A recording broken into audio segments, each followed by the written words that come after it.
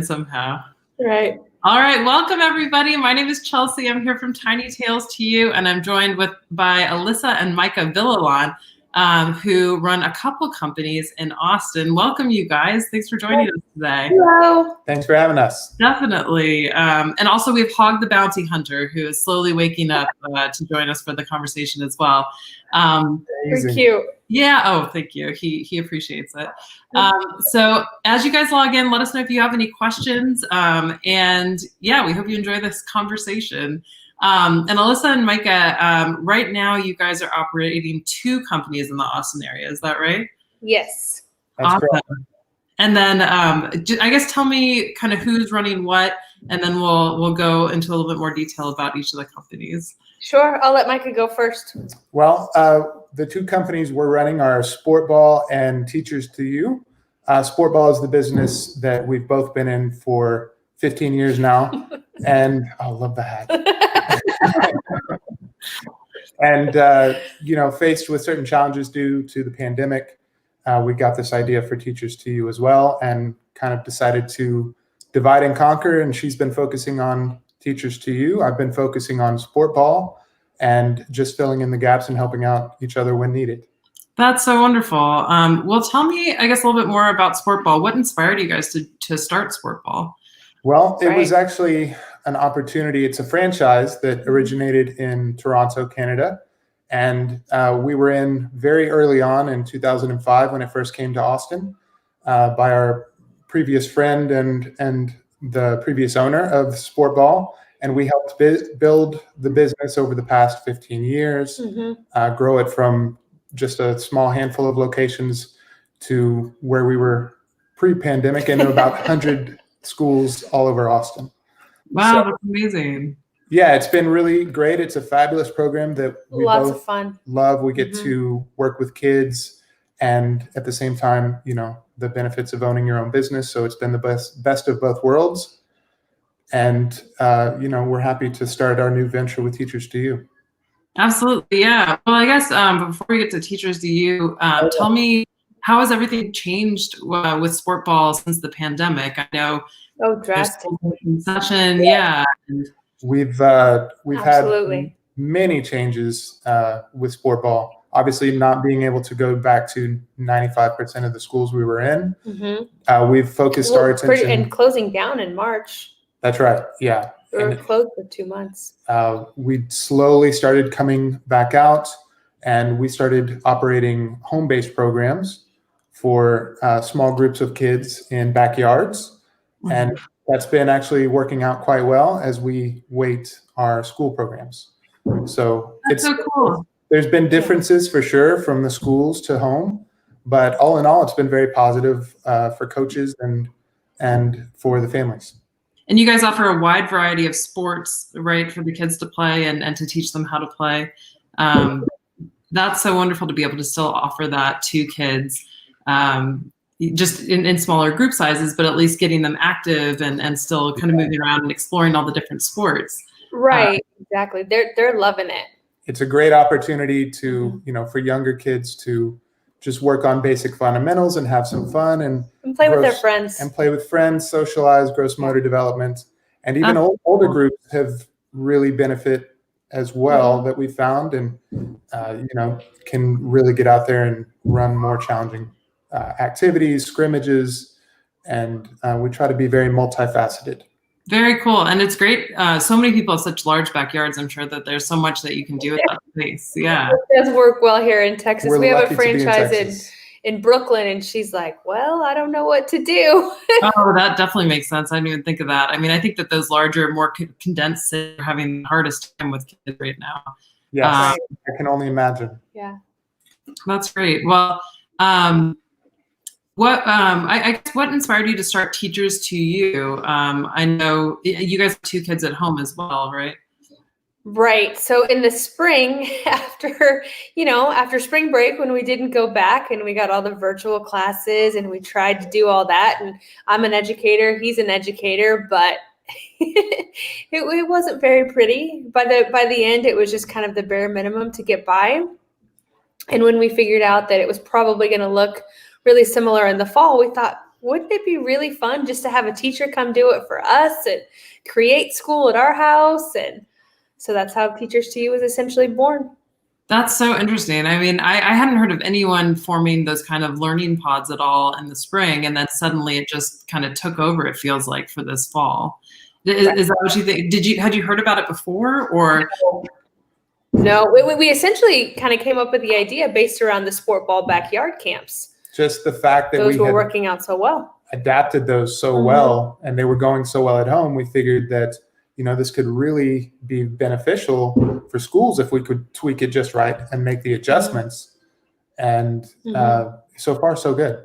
Absolutely. That's so cool. So you had kind of almost sports pods, and then moved that into an idea for schools, which sounds like it's just so incredibly helpful for parents, especially for families where both parents work full time, right? They don't have the ability to really homeschool, which is what you need to be doing if you're following along just virtually with a teacher, right?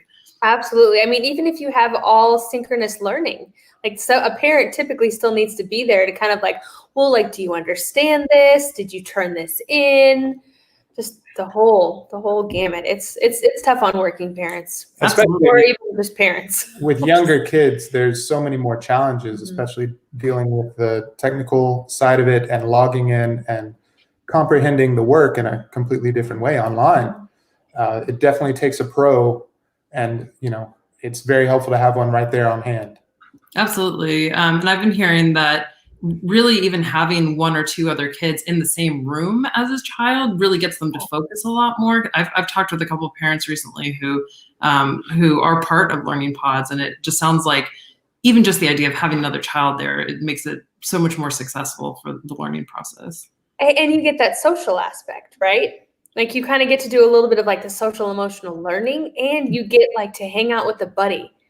So that's you're wonderful. Not so isolated. Absolutely. And that's I think the hardest part right now of just this pandemic and the quarantine for kids is just being isolated and not feeling like they have friends. That's such a wonderful thing you guys are offering. Before we move off of Sportball, do you guys mind telling us how can people sign their kids up for a Sportball pod if that's how you guys are? Yeah, of a backyard camp. The best way is probably just to email us or go through the website. We do have a good website at www.sportball.us, where we used to handle all registration for our locations, but being that we're switching to home model, we don't quite have that set up for the website, but we do registration over email and phone. The email is austin_info@sportball.us. And I'll leave that in the comments.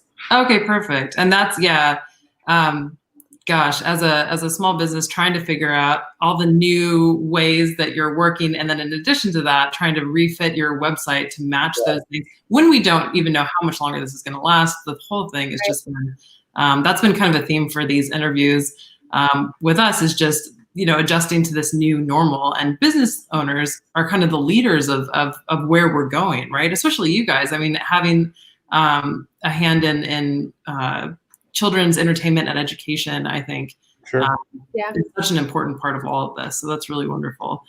So with Teachers2U, what services do you provide families with? Typically what we say is that we are hiring teachers to go into your small family group, into your pod, and facilitate that online learning. So the teachers there who, if they're a younger pod, maybe a younger elementary, are we getting a new friend? Yes. Okay. I thought maybe. It's an awkward time for me to do that. Okay. We can take the friends. Keeps us on our toes. Yeah. So the teachers there with the elementary age to facilitate that school day structure, to like really, set up a school day structure. So yes, they have those synchronous learning times, but like the teacher can help actually, like from 9 to 9:15, we're doing synchronous. And then, on Mondays we get to do math. And so everybody knows what to expect. So it feels as much like it can, like a real school. That's wonderful. And synchronous learning, if anybody who's watching this is Well, and I just learned all these terms recently, but that's when students are actually on the computer with a teacher. Right. So they're Zooming with the teacher. They're on Google Meets with the teacher. Yes, they're like we are. Like we're talking back and forth on the computer with the teacher. And then the asynchronous means that they're supposed to be doing work by themselves, like the work that the teacher's given them, and they're supposed to do their worksheet or whatever it is they have to do. Kind of more on their own time. Yeah. So that's a good opportunity as well for teachers to help keep them on task and make sure things get accomplished. Mm-hmm. And we also provide extra supplemental material as well. Okay. Sometimes just stuff for fun. Okay. Give it a well-rounded experience. Very cool. And what ages do you provide the learning pods for? Right now, we've got preschool through 6th grade. But we're happy to do middle school as well. I think middle school will look different. So you don't really need like that school day structure. You pretty much need a lot of help with your asynchronous learning. That's great.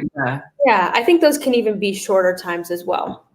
That's great. Yeah. And that's wonderful to be able to help with just any age group and really give that structure and make sure that kids are actually understanding what they're hearing, because it's so hard for the teachers, right, who have sometimes well over 20 kids that they're teaching to. That doesn't even fit on a Zoom screen, right? You can't see all the kids on the Zoom screen. So I'm sure they can't possibly be making sure that every single student is paying attention and learning. Sure. Right. And then, like if you've got a room full of kindergartners, half of them are, doing whatever, or they're out of their seat, or it's. We definitely see both sides of it because. Yeah, we're parents in a learning pod. And before the learning pod started, we got to see how it would operate, just trying to manage it as a parent. Yeah. And working parents too, right? Right. Absolutely. Yeah. Trying to accomplish what we need to.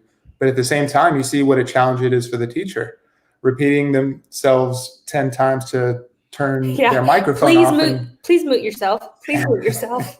Absolutely. Yeah. And just trying to figure out how to do Zoom with that many kids. And sometimes just having that, even the younger the kids or even just having one or two kids who really aren't understanding it, and that's taking over the whole class. And I can't even imagine how difficult it is. Yeah. Yeah. They're doing a great job though. They really are. Yeah, absolutely. Absolutely. With what they have. Absolutely. So what's some of the responses you've gotten from parents about your services? I think the most recent one that I got that made me have a huge smile was that we're so happy that we went with Teachers2U. The service has been excellent, and we're so happy with our teacher. Awesome. Yeah, it was nice. I mean, it's such a new thing for parents, so they don't know, kind of what to expect and all of that. But what we're trying to do is make the process easy for parents, by setting everything up, trying to make it easy for the teacher by kind of giving them all the resources that they need, and then making it easy for the kids, to learn in a small group setting. Absolutely. So the idea is win-win, but, I can't imagine how much of a relief that would be to be able to, kind of give the reins over to somebody else, make sure that just know for sure that your kids are focusing and learning and getting the help they need. And then also having a couple friends for your child right now. I mean, I imagine that to be the hardest part of all of this.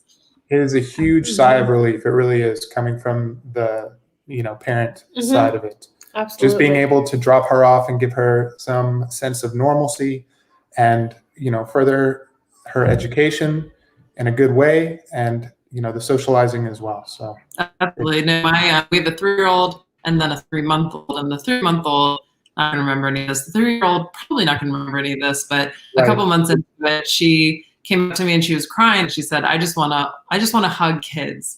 And I will forever remember that. But I'm sure 5 minutes later, she totally forgot, but I was tearing up. Like just as parents, I think that social aspect of this is just lacking that for your kids is the hardest. You guys are doing a wonderful thing. And I know that there's been some discussion about the pods being kind of, there being some inequity with the pods, that some families can't afford to join them and that their kids might be left behind. Can you talk a little bit about this problem and what might be done to help solve it? Absolutely. I mean, it's definitely a problem, right? Like it creates a gap, maybe that where there was already a gap. And, you know, obviously we're trying to provide services and we would love to provide them for everyone. Right now we have one pod who we're working with as on a scholarship. And then what we're trying to do is create more pods on a scholarship. But we've also chosen to pay our teachers really well and to give them things like health benefits and 401ks and stuff like that. So it's not an inexpensive thing to do. But what we're trying to do is also work with the city on potential micro grants. Oh, great. And then I don't know, there's an article that came out from AISD today, said that they have approved sites. So we're potentially trying to work with them. So I don't know that we particularly have that answer. I mean, it's a challenge. And I think it's something that we definitely want to address and do everything we can to minimize. We don't want to be part of that problem by any means. Yeah. And we feel like there's valuable things we can do to offset, being that once we get rolling, like the fact that we're already working towards one scholarship. I mean, just like in Sportball, we look to do the same thing. And we've done scholarships for 15 years in Sportball. So at the very least, we know we can do that. We would love to get government assistance or grants to be able to provide it to on a larger scale to those that couldn't afford it. Absolutely. And, you know, with so many discussions around that topic right now, I wonder if there would be room for, you know, people being interested in donating to some kind of scholarship fund or something like that. Absolutely. I think especially, I mean, I hear that a lot just in the media. And so that might be kind of cool to see if people would actually just give individual donations. Right. I think there's an organization called Stronger Together who she was setting up a specific scholarship fund. Oh, very cool. Oh, that's wonderful. That's and just the fact that we're really trying to work together with the school districts, you know, would hopefully lend to us potentially getting grants and government assistance. Absolutely. Yeah. I know grant writing is a whole nother ball game, but yeah, no, that's wonderful. I mean, hopefully, and I'm sure, you know, it seems like whenever there is kind of discussions in the media and whenever people are paying a lot of attention to something, there seems to be more grant money that comes up for that kind of thing. So fingers crossed for you guys. That would be wonderful.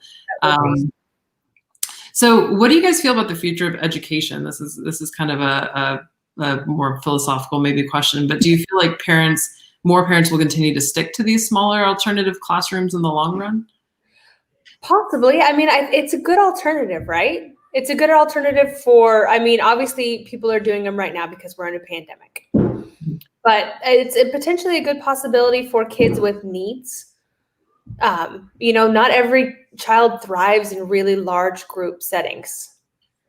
And there's also a big homeschool population. I mean, here in Austin and, you know, across the US, it might be a good alternative for that population because it's almost like a micro school setting, you know, and we don't have to do it 5 days a week. You could hire a teacher for 3 days a week and still kind of have like that in-home feeling. And so I think it really could be a long-term plan. There's so much uncertainty with the future in every aspect of life, but I think it's pretty obvious that there's going to be long-term changes in most aspects. And I think education won't be anything outside of that. I think they will go through changes as well. And, you know, it could be that this is kind of a hybrid, or, you know, we can again flex to what would really be helpful for families and schools and everybody, potentially for the future. Who knows?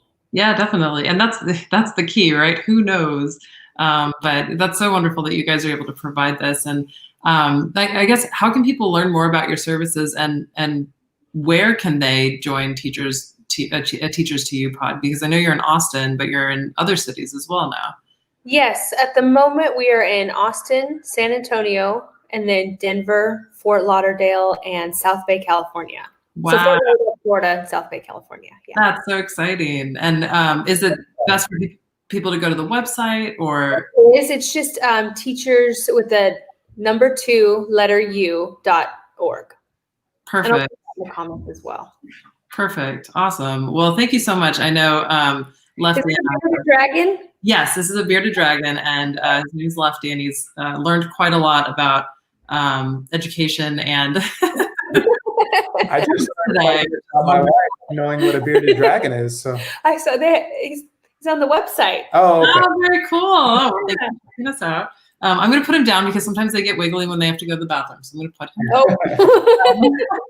But thank you guys so much for being on today. So wonderful hearing more about Sportball and Teachers2U and getting to know you guys a little bit better too. Absolutely. Well, have a great rest of your day. You too. Thanks for having us on.